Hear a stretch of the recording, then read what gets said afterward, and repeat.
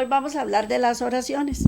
Yo les he contado a ustedes en anteriores programas que yo vengo, durante muchos años pertenecía a una iglesia pentecostal y ahí lo enseñan a uno a orar de cierta manera y, y a proclamar y a hacer un montón de cosas que, que después cuando uno ya se pone a estudiar con responsabilidad la palabra de Dios, se da cuenta que no era así, que no era así como yo tenía que orar.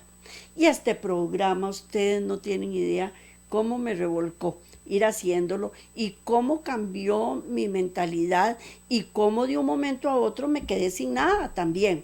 Porque cuando uno tiene agarrado algo y después lo suelta, llega el momento en que hay un lapso entre, mientras me suelto de aquí, me agarro de este otro lado, me quedo sin nada. Me quedo sin nada o uno siente que se quedó sin nada. Pero Dios con su infinita misericordia siempre está dispuesto a ayudarle a uno.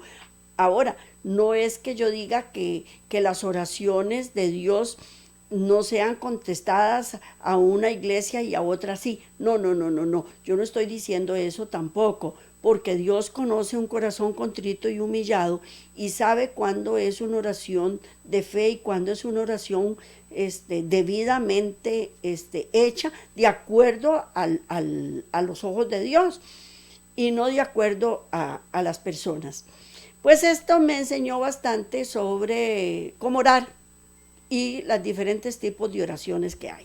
Bueno, hoy el tema de hoy es oraciones cristianas y oraciones babilonias.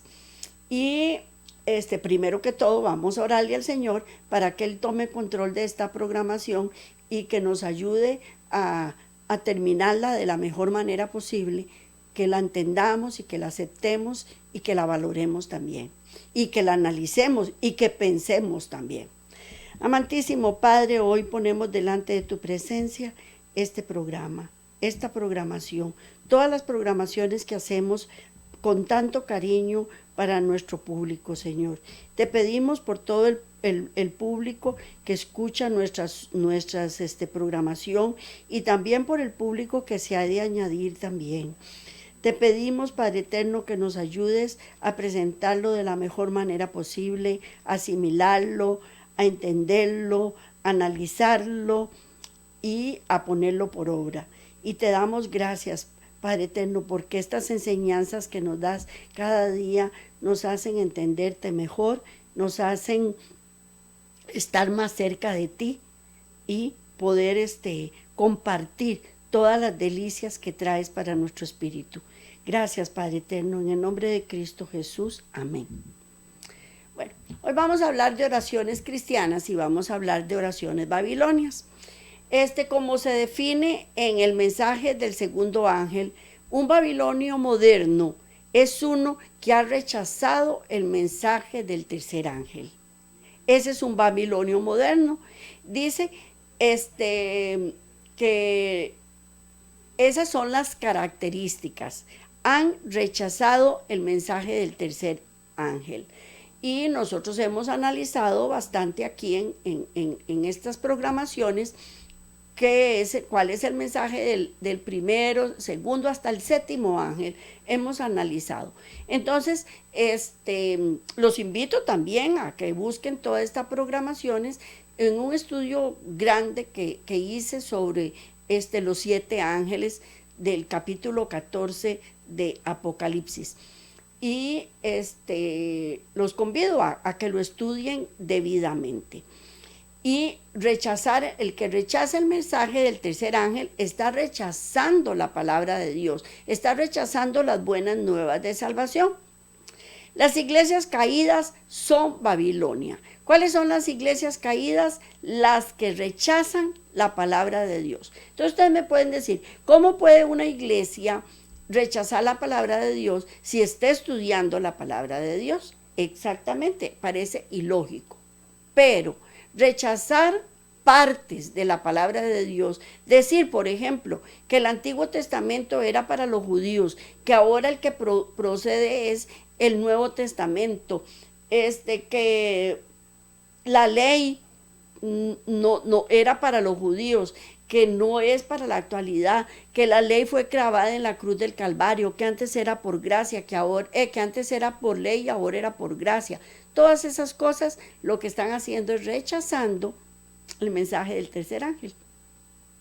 Bueno, esas son las iglesias caídas.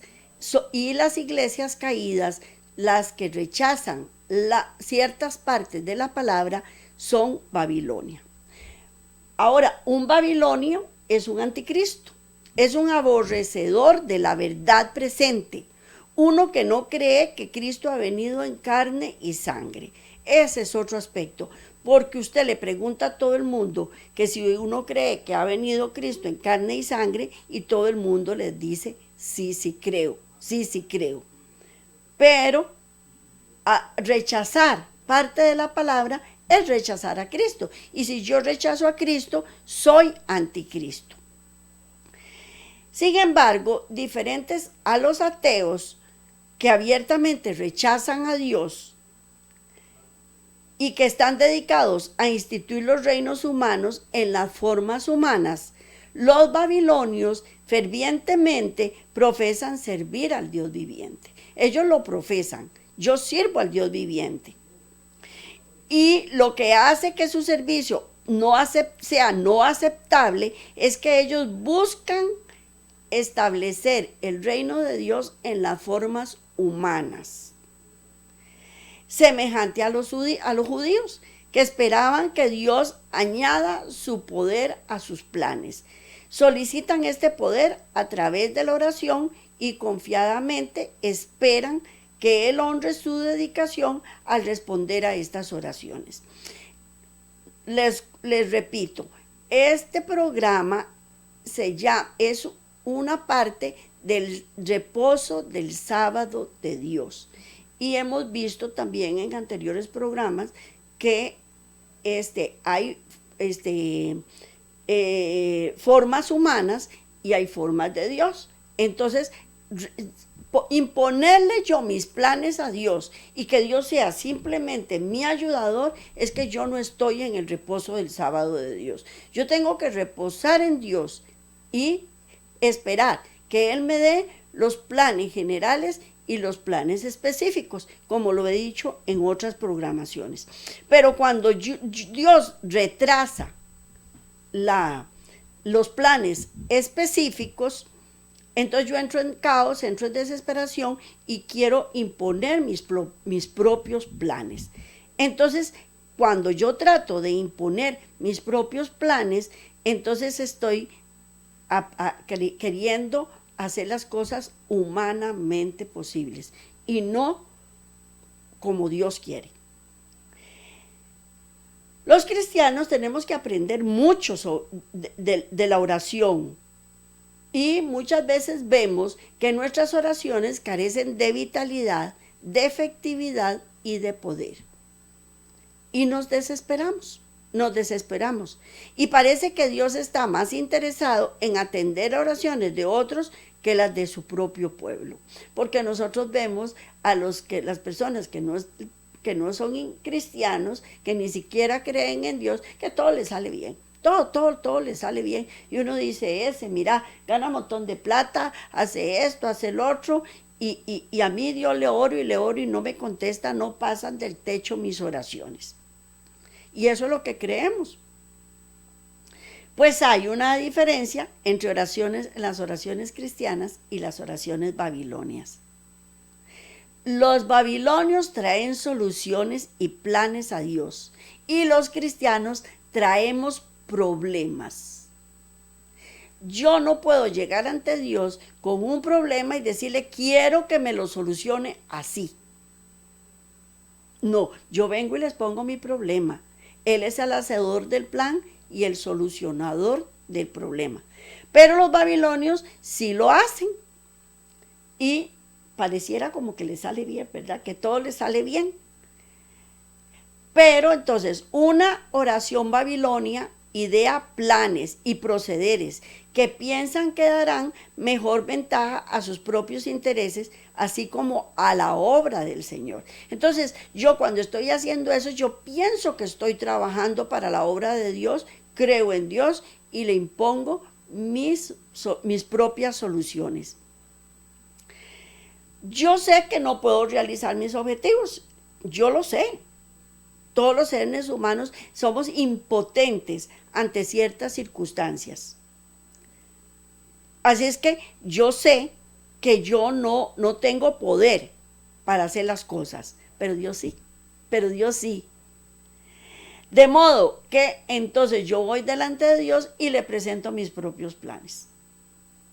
Le digo, ay Señor Dios, mira, tengo un montón de deudas, me metí en un montón de enredos, tengo todas las cuotas atrasadas, pero voy a comprar este numerito de lotería, porque si me ayudas a que yo me gane esta lotería, entonces yo voy a pagar todas mis deudas y yo voy a salir de este enredo y este problema que tengo. ¿Verdad que muchas veces pensamos así? Sí. O mira, Señor, tengo un hijo descarriado porque lo chineé mucho, porque lo alcahueteé mucho y yo necesito que me lo corrija. Corríjamelo y hazme que sea un buen hijo y que me haga esto y que haga el otro, y ya yo le doy todo el plan a Dios a seguir. Yo le estoy ayudando a Dios, según yo estoy trabajando para Dios. Estoy trabajando para Dios y así le presento los planes y los proyectos que yo tengo. Y cuando venimos de esas iglesias babilonias, porque así fue como nos enseñaron a orar, entonces tenemos que eliminar este proceder. Y entonces ahí es cuando me quedo desesperada. ¿Por qué? Porque me quedé sin nada. Yo estaba acostumbrada a presentarle mis planes a Dios y cómo quería que Él me solucionara el problema. Pero ahora cuando me doy cuenta que eso no es así, ¿qué hago? ¿Para dónde agarro? Está difícil, ¿verdad? Y ahí es donde yo les dije, me quedé sin nada, me quedé desesperada, porque ¿cómo oro? Y yo estaba acostumbrada a valerme mis propios esfuerzos. Y me di cuenta que no era así. Y entonces empieza uno a manipular, a pensar, en mi cabeza a buscar 50,000 soluciones de diferentes maneras. Y lo que estoy haciendo es desgastándome, y lo que estoy haciendo es perdiendo mi fe, y lo que estoy haciendo es entorpeciendo los planes de Dios. ¿Y cuándo vamos a Dios? Cuando únicamente creemos que la idea para mejorar mi problema es la idea que yo tengo y así es como tiene que ser y ya lo resolví en mi mente. Pero Dios no actúa así, esa no es la forma de actuar de Dios. Entonces la solución no viene de donde uno la espera, sino de donde uno menos la espera. Traemos a Dios la solución propuesta para que Él la ejecute. Punto. Es un Dios apaga incendios. Eso es lo que nosotros hacemos. Desafortunadamente, esta es la forma sincera más común de la gente de venir a Cristo en oración. Pero Él es demasiado sabio. Él es demasiado sabio. Y Él no se deja manipular. Él no se deja manipular por nosotros. Él sabe lo que sabe y Él sabe lo que es y Él sabe cuál es la solución correcta. Es más, antes de que nosotros estuviéramos los problemas, ya Él conoce cómo solucionar el problema. Él es demasiado sabio, Él es demasiado amoroso para traicionarnos en este aspecto. Porque si Él hace las cosas de acuerdo a mi manera, me está traicionando a mí misma y me está traicionando y no es así, él no funciona así. Pero llega el momento en que somos iluminados con el principio del reposo del sábado de Dios. El pueblo no comprende la diferencia entre la forma correcta y la incorrecta de orar. Cuando las respuestas designadas no aparecen, nuestra fe se destruye y Dios es visto como uno que no cumple las promesas. Porque nosotros llegamos con el plan, llegamos y se lo describimos. Y mira, yo quiero que me haga esto, aquello, el otro, que con mi hijo esto, que con mi esposo lo otro, que con el dinero tal cosa, con la salud por aquí y con los vecinos por allá. Y usted me lo tiene que dar. Pero cuando las cosas no salen como yo las esperaba, entonces tengo a Dios como que Él no cumple sus promesas. Pero Él jamás ha prometido añadir poder a los planes humanos. Él nunca nos ha prometido eso, nunca. Por lo tanto, Él no contesta nuestras oraciones de la manera como nosotros las hemos planeado. El cristiano iluminado no desperdiciará tiempo ni energía formulando soluciones cuando sabe que Dios ya tiene la solución provista. Además, está consciente que no puede estar en posesión de todos los hechos, ni predecir el futuro o tener la sabiduría necesaria, y que cualquier plan propuesto va directamente al fracaso. Eso es lo que cualquier cristiano que conoce el reposo del sábado de Dios no lo va a hacer. ¿Por qué? Porque mis ideas, mis soluciones son mundanales. Y Dios es Dios. Y Él no nos va a dar una solución que al final de cuentas nos va a perjudicar. Pero, como nosotros procedemos de Babilonia, todos, sin excepción, porque a mí me pueden decir, no, yo nací en el Evangelio y yo soy adventista desde que nací.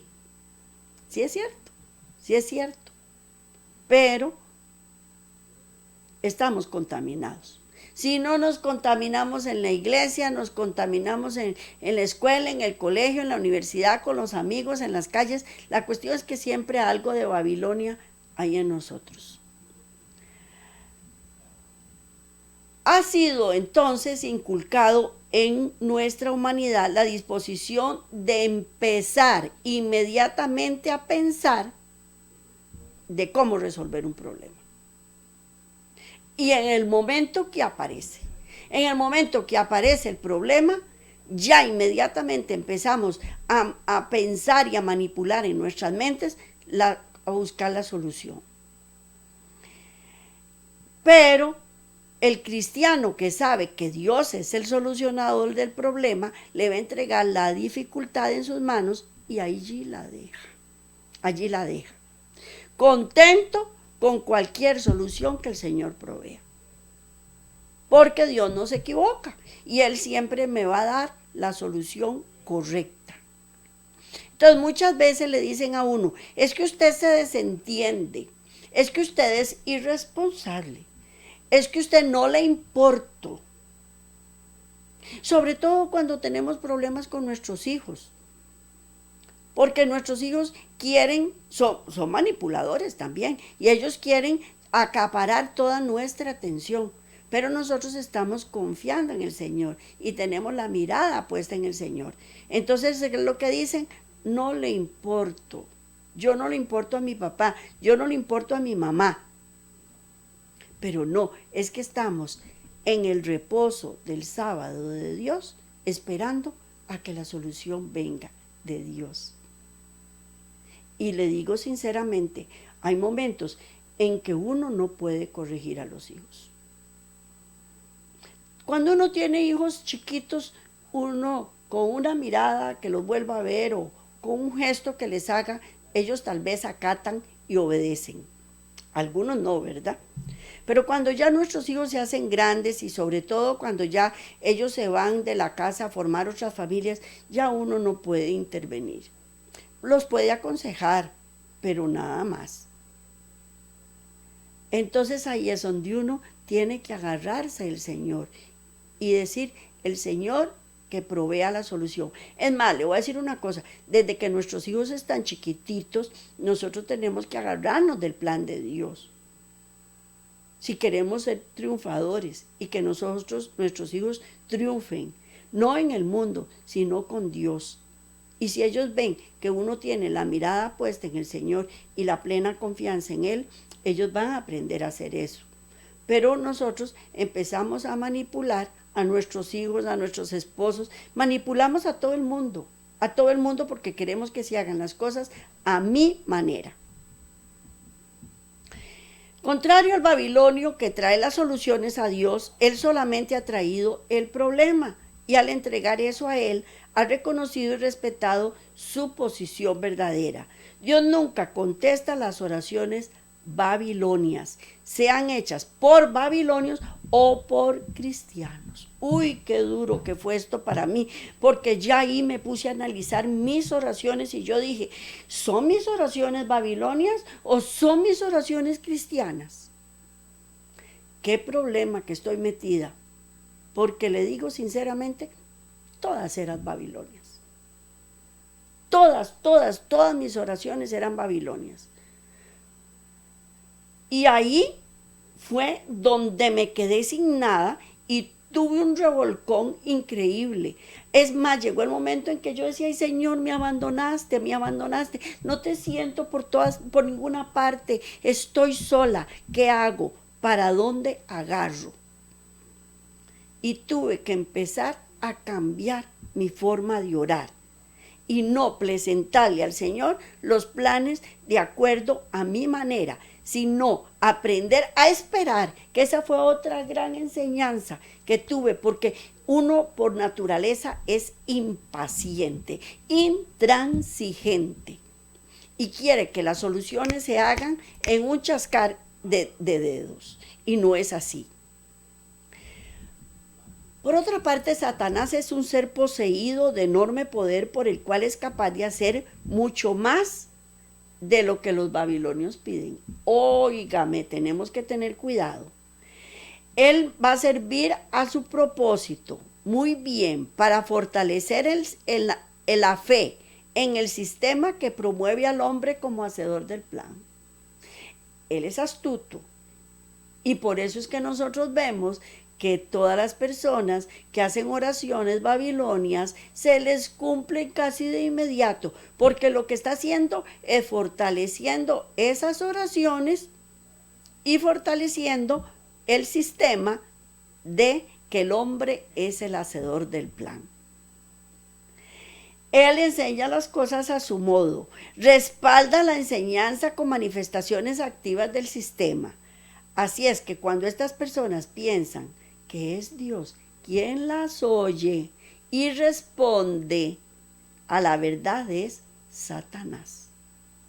Por este medio, Satanás es capaz de parecer que Dios está realizando grandes milagros entre los babilonios, cuando realmente es obra de otro espíritu.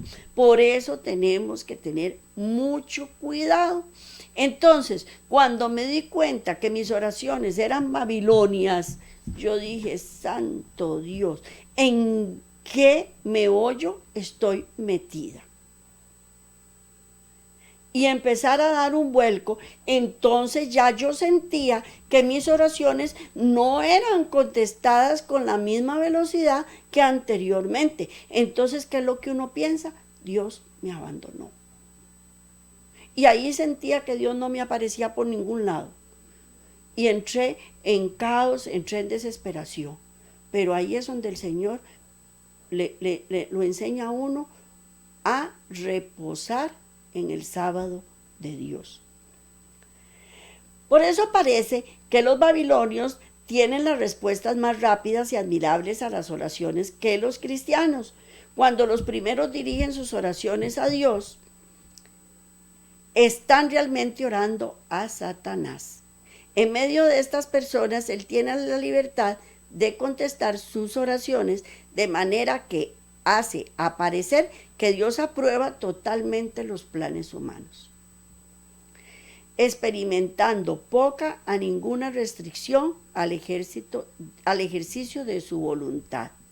Él está en la capacidad de satisfacer a sus seguidores con respuestas rápidas. Él nos complace, y nos complace, porque Él sabe que después se va a cobrar todo. Entonces tenemos que tener mucho cuidado.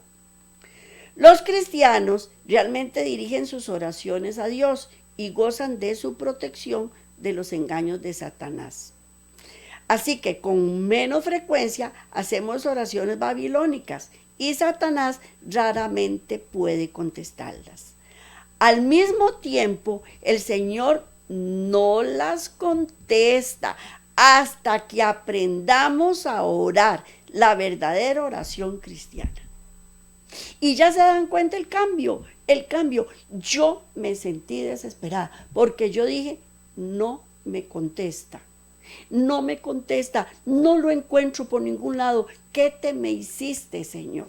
Porque antes yo creía que era Dios que me contestaba todas mis oraciones y ahora me doy cuenta que no. Y me hizo esperar. Y en medio de cualquier cantidad de problemas. Y yo quería que me lo solucionara ya, para ayer, inmediatamente. Y no era así.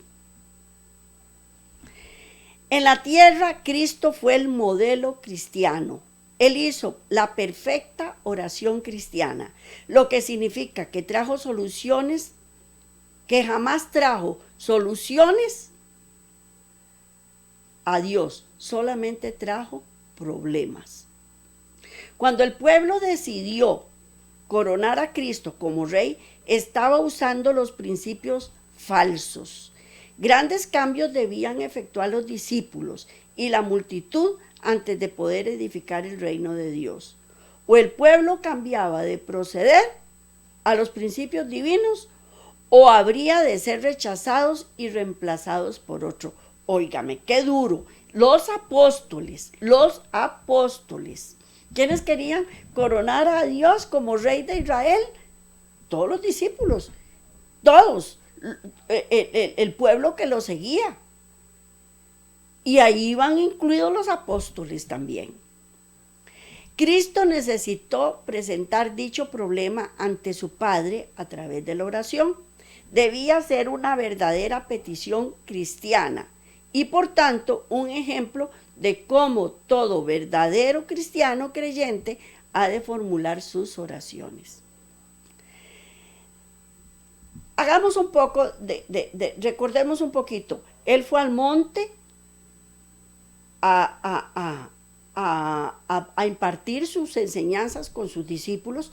Los discípulos todos y la gran multitud lo siguieron porque ese día ellos creyeron que Cristo iba a decir: yo soy el rey de Israel y aquí vengo a eliminar a todos los romanos. Tenía todo el poder, podía hacer todos los milagros porque ya él había hecho un montón de milagros y todos sabían que tenía el poder. Entonces ellos creyeron que ese día iban a autoproclamarse rey de Israel.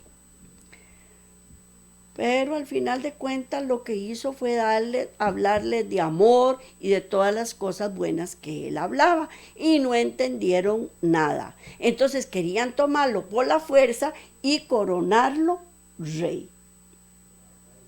Entonces, con grande autoridad, él dispersó. Le dijo a los apóstoles que se fueran y así le indicó a toda la multitud que lo dejaran solo. Y en medio de su dolor y sufrimiento, viendo que no entendían el plan a seguir, él le oró a su Padre. Entonces, tan pronto como él dispersa a la multitud y separa a sus discípulos, Cristo no fue al Padre con el problema esperando que ella añadiera su poder infinito para asegurarse el éxito, sino que trajo el problema, lo entregó a su Padre y dejó que él decidiera lo que debía ser hecho. Los discípulos debían ser enseñados a ver su inhabilidad para manejar los negocios de Dios o los suyos, y la necesidad de un solucionador divino del problema. Y esto se logró al permitir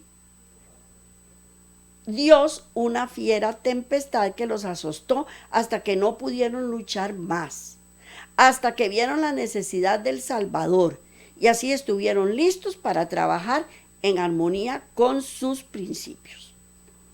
Si nosotros vamos y leemos toda esta palabra de Dios que yo aquí no se las puedo leer, cuando ellos se fueron para el lago y vino la tempestad y Cristo estaba en la orilla y ellos estaban desesperados porque el bote se hundía y óigame, eran marinos, eran gente que estaba acostumbrada a andar en el mar. Y sin embargo, tuvieron miedo porque la tempestad era demasiado fuerte. Y la solución logró el efecto deseado, pero no fue Cristo quien la formuló. Él sabía que el Padre había formulado la solución perfecta al problema, de modo que descansó en la sabiduría y el poder de Dios. Cristo nunca trazó un proceder para el Padre siquiera, para que el Padre lo siguiera. Él cuando se quedó orando le fue entregándole el problema a su Padre y orando por los discípulos, orándolo porque él sabía que iba a venir una solución y que ellos iban a ser enseñados. Y cuando nosotros somos enseñados, nos duele. Cuando fue dejado solo, subió al monte apartado a orar y durante horas intercedió ante Dios por los hombres. Pidió poder para revelarles el carácter divino de su misión, para que Satanás no cegase su entendimiento y pervirtiese su juicio. El Salvador sabía que su ministerio estaba a punto de terminar y que pocos lo recibirían como redentor. Sus discípulos serían intensamente probados. La esperanza acariciada por mucho tiempo, basadas en engaños, habría de frustrarse dolorosamente. Presenciarían su crucifixión. Les sobrevendría fuertes tentaciones que les sería difícil reconocer como tales si el Espíritu Santo les faltare. Tenían un concepto muy limitado de su reino y esto le dolía. Por lo tanto, suplicó con amarga agonía y lágrimas. Mientras Cristo estaba agonizando por los discípulos amados, ellos estaban sobre el lago absortos de amargos pensamientos. Lejos de estar arrepentidos por la tentación de tomar a Cristo por la fuerza para coronarlo rey, querían aprovechar la más mínima oportunidad para intentarlo de nuevo. En ningún momento entendieron que estaban viendo el principio babilonio del hombre de hacerse hacedor del plan sobre su Dios. La reacción de los discípulos en la negativa de Cristo de llevar a cabo sus planes demuestra esta verdad. Cuando a Cristo alimentó la multitud con 5 panes y 2 peces, su fe logró los más altos niveles, como fue expresado en su declaración entusiasta y animadora. Entonces vamos a la imagen Juan 6:14. Juan 6:14 que dice: aquellos hombres entonces, viendo la señal que Jesús había hecho, dijeron: este verdaderamente es el profeta que había de venir al mundo. Eso, ellos no querían desaprovechar la oportunidad de nombrarlo rey de Israel, porque sabían que tenía el poder para hacerlo.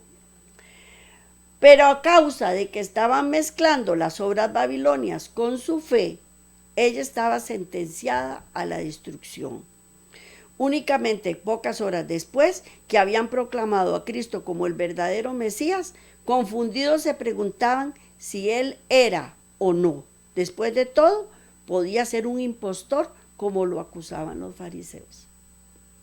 Entonces, cuando Cristo no se dejó coronar, ellos volvieron a dudar y dijeron: no, los fariseos tienen razón, este es un profeta más, este es un profeta más.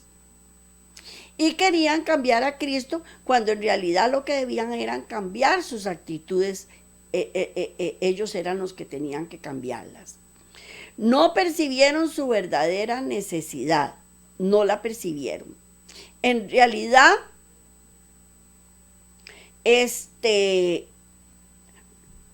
no podían orar por sí mismos, Cristo oraba por ellos sin saber que Cristo había dejado su problema en manos de su solucionador y fueron tomados por sorpresa cuando la solución vino en forma de una fiera tempestad. La violenta tempestad estaba por sobrecogerles y no estaban preparados para recibirla. Fue un gran contraste. El día estaba perfecto y cuando el huracán los alcanzó, sintieron miedo. Olvidaron su desafecto, su incredulidad, su impaciencia y cada uno trabajó para evitar que el barco se hundiese. La distancia a la que estaban de Betsaida, donde Jesús los esperaba, la recorrerían en tan solo 1 hora, pero la tormenta los alejaba. Hasta la 4ª vela de la noche lucharon con sus remos, cansados se dieron por vencidos y vieron su propia incapacidad y añoraban la presencia de su maestro. Los discípulos habían experimentado en esta tarea. Eran experimentados en esta tarea, como se los dije anteriormente. Ellos habían navegado en toda clase de tiempos, de día, de noche, en tempestades, en lluvia, en todo sentido, y recurrieron a sus propios esfuerzos para afrontar el peligro. Pero esta tempestad no era común, no era la misma que ellos habían pasado antes, y pronto se encontraron discapacitados, si se puede llamar así, para enfrentarla. Comprendieron su insuficiencia y la urgente necesidad de un Salvador, dejando de pensar en la coronación de Cristo. Como resultado, añoraban su presencia salvadora. Pero entonces aquí nos surge la duda, y entonces Dios es malo, porque les mandó una tempestad. ¿Por qué? Que castigo más fuerte, ¿verdad? ¿Cómo es posible que Dios sea así? Pero no, Dios no generó la tempestad. ¿Quién la generó? Satanás. Él removió los elementos y quería destruir a estos hombres, porque él sabía que sus planes ambiciosos lo habían separado de Cristo y demandaba el derecho para destruirlos. Manipuló las fuerzas de la naturaleza con este propósito. No hay duda de que no fue Dios, sino Satanás quien condujo esta violenta tempestad sobre el lago esa noche. La propia revelación de Cristo del maravilloso carácter de amor, justicia y rectitud de su Padre demuestra que Satanás es siempre el destructor, mientras que Cristo es el redentor.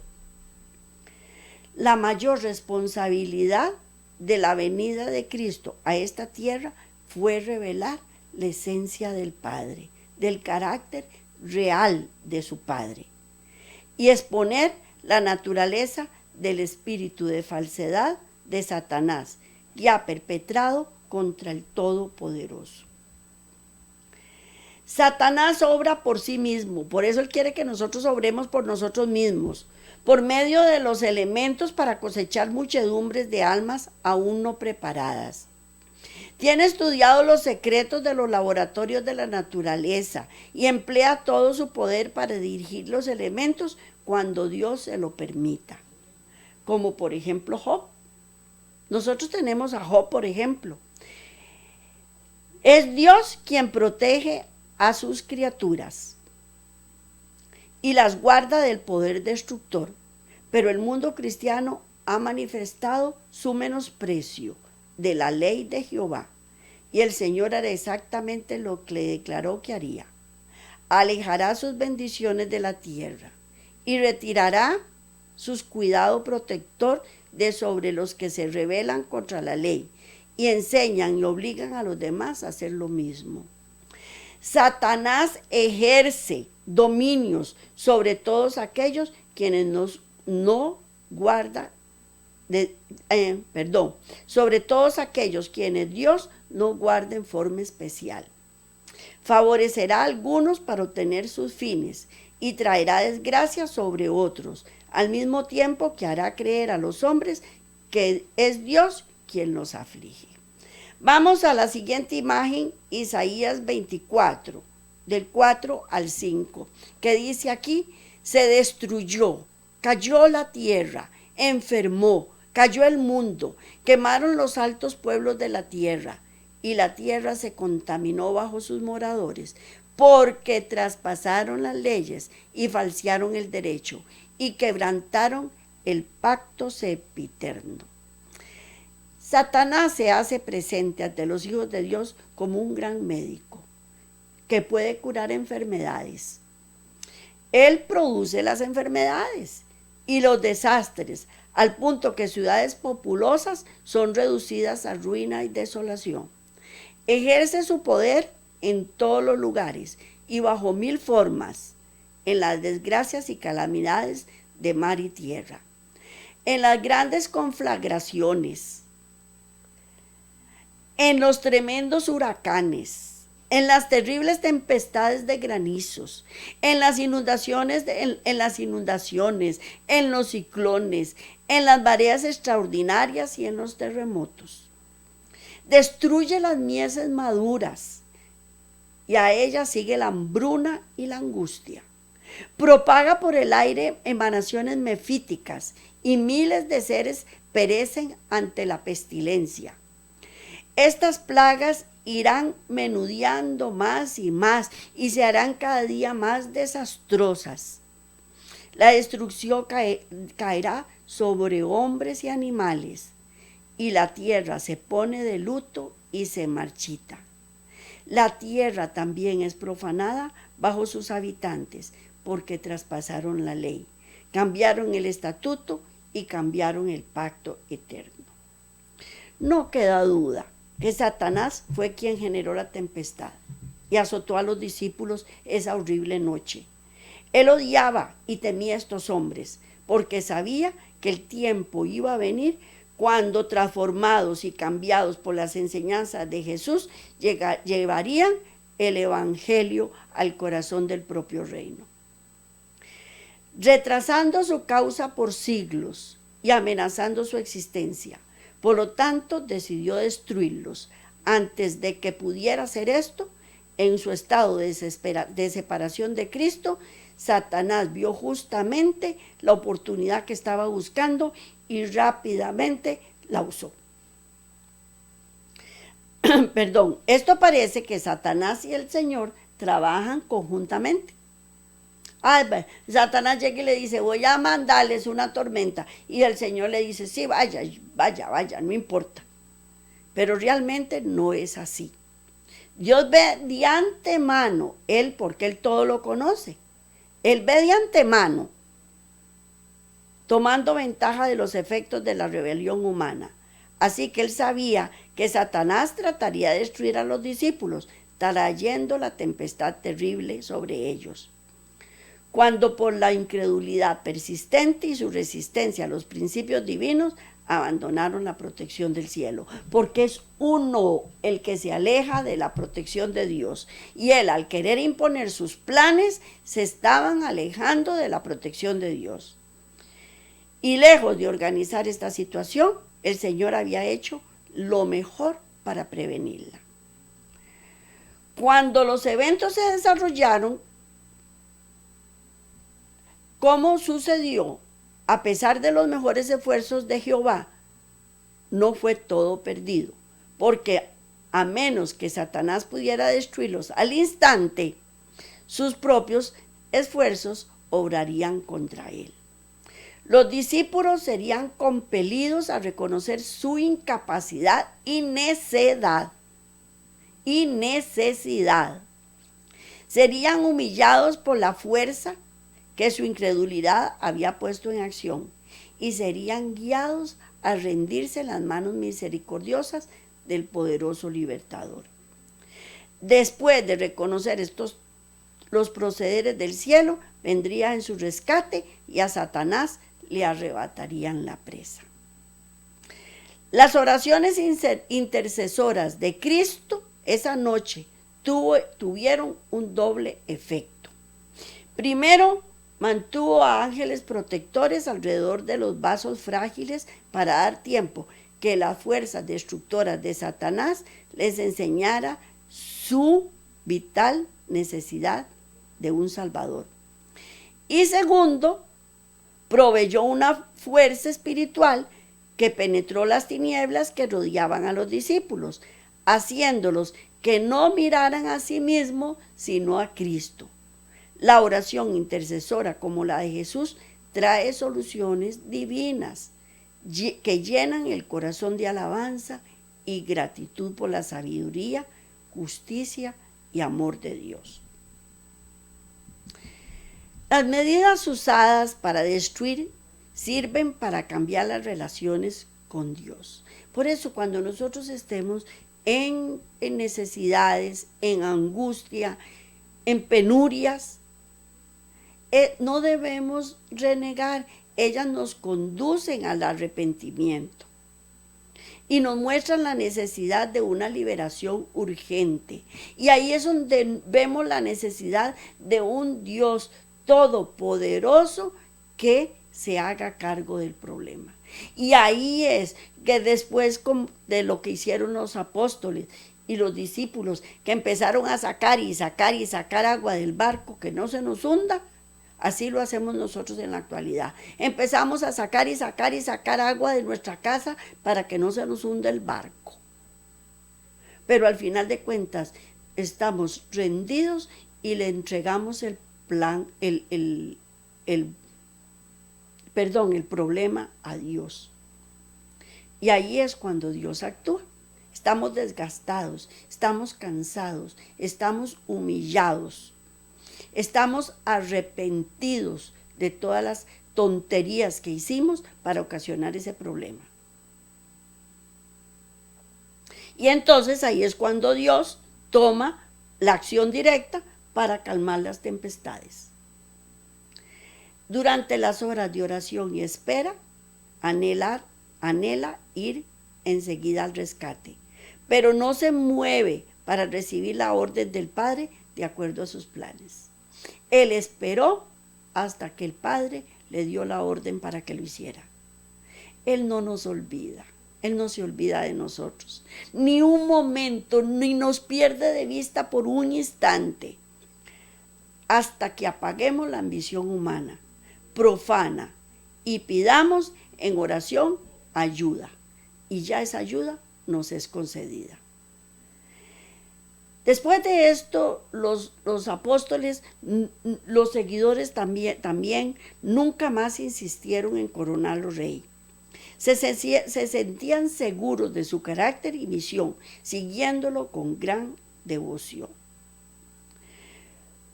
Cuanto más oremos en forma babilónica, Satanás está más complacido. Pero los cristianos verdaderos no hacemos esto.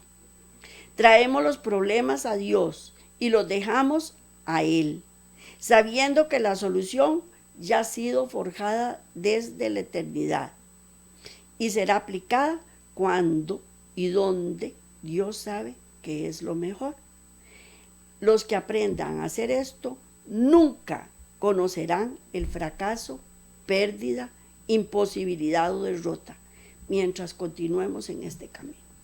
Por eso les decía al principio que para mí fue sumamente difícil cuando yo aprendí esta lección y yo dije, Santo Dios, ¿en qué meollo estoy metida? Mis oraciones siempre han sido babilónicas, porque siempre me quebraba la cabeza viendo cuál era la mejor solución posible para solucionar el problema. Y le estaba presentando mis planes al Señor. Pero luego me di cuenta de que no era así. Me quedé sin nada por un tiempo, mientras me revolqué, pataleé y manipulé también. Y yo sentía que estaba sola y abandonada. Pero Dios nunca, nunca, nunca nos abandona. Y como se lo dije en un principio, Él sabe cuándo nuestras oraciones son con verdadera fe. Lógicamente que estamos equivocando el procedimiento. Entonces lo que tenemos que hacer es descansar en el sábado de Dios y en el reposo de Dios para que Él, que es el hacedor del plan, el solucionador del problema, el creador, Él sabe cuándo, cómo y dónde nos va a dar la solución. ¿Nos desesperamos? Sí, nos desesperamos. ¿Queremos que la solución venga para ayer? Sí, queremos que la solución venga para ayer. Pero es cuando Dios quiere. Y hasta que dobleguemos nuestro espíritu terco y mulo y dejemos de ser necios, es cuando Dios actúa. Hasta que nos rindamos, hasta que nos sentamos discapacitados, impotentes para solucionar el problema, es cuando Dios actúa. Cuando nuestro corazón contrito y humillado se vuelca al Señor y clama a Él, como hicieron los discípulos. Ustedes piensan que esos discípulos no sabían cómo manejar el barco. Ustedes piensan que no sabían cómo sacar el agua del barco. Y ellos lo hicieron. Lo hicieron de la forma que ellos lo sabían y estaban acostumbrados. Pero Satanás es más fuerte. Y el único que podía contrarrestar este poder era Dios. Nada más. Y sin embargo, Cristo se mantuvo en la orilla viendo toda la situación hasta que el Padre le dio la orden.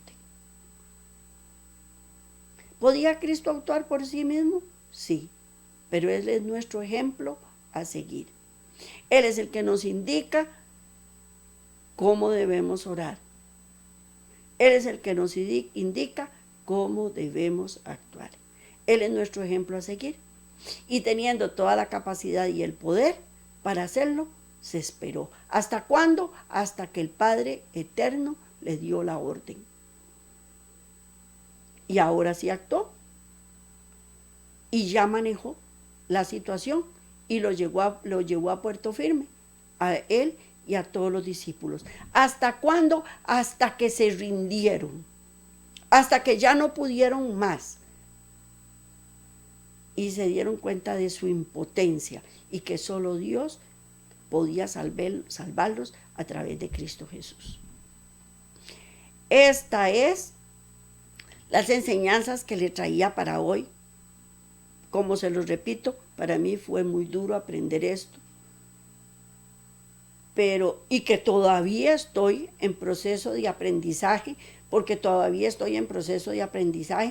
a veces quiero corcoviar y me quiero devolver a buscar mis propios planes y a presentarle mis propios planes a Cristo Jesús. Pero después me doy cuenta que no es así, y entonces clamo a Dios y ya Él me da la respuesta.